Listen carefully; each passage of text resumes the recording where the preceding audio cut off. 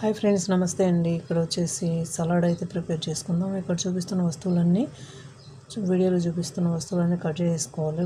పొడవుగా అలా కట్ చేసుకొని ఒక బౌల్లో 1 బై 1 అన్నీ వేసేసుకొని పైన వచ్చేసి ఉడికించిన మొక్కజొన్న గింజలు అయితే వేసేసుకోవాలి. రెడీమేడ్గానే వస్తాయన్నమాట. ఇక్కడ అవైతే ఒక డబ్బా వేసేసుకున్నాను. అలాగే రెడ్ బీన్స్ కూడా వేసేసుకొని ఒకదానిపైన ఒకటి వేసేసుకొని డొరిటోస్ చిప్స్ ఉంటాయి.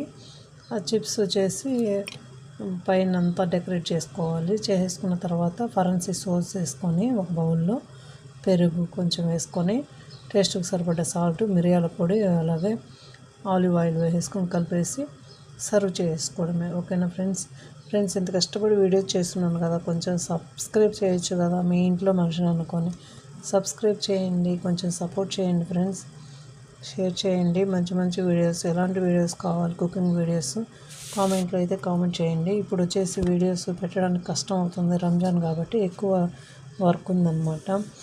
ఓకేనా, అన్ని వంటలు చేస్తున్నాను కానీ షేర్ చేయడానికి అయితే కష్టంగా ఉంటుంది. Thank you for watching.